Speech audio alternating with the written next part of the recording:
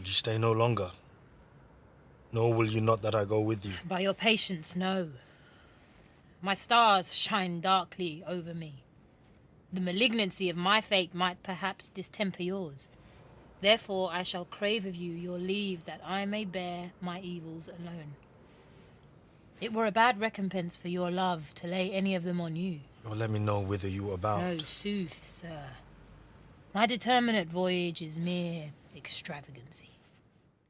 Throughout the play from this point on, from the introduction of the character of Antonio into the story, there is no question that we're talking about a man who's in love. The language he uses to Sebastian is beyond that of a friendship. What do we think this tells us about Shakespeare's own attitude to love between two men?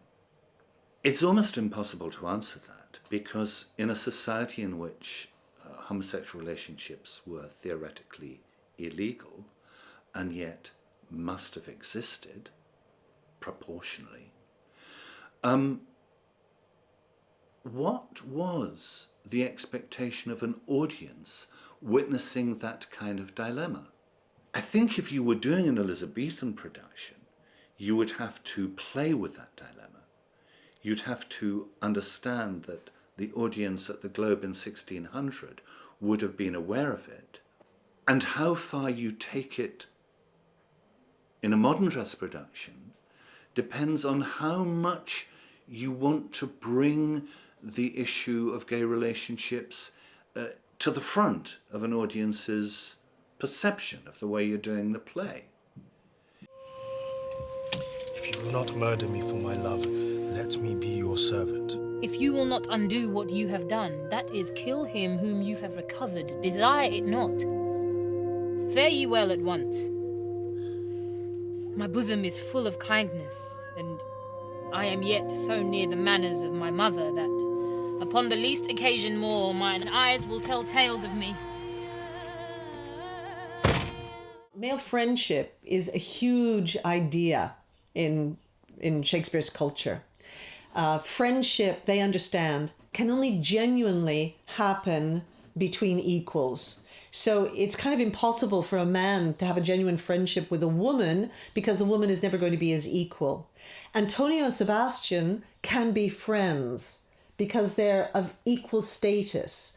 Orsino and his servant, Cesario, have a slightly more uneasy relationship of friendship because there's also the problem of status, that one is the lord and one is the servant.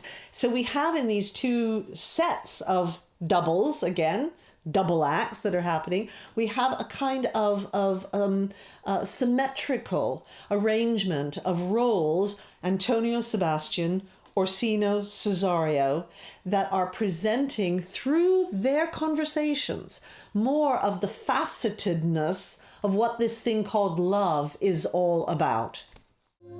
I am bound to the Count Orsino's court. Farewell. The gentleness of all the gods go with thee. I have many enemies in Orsino's court, else would I very shortly see thee there.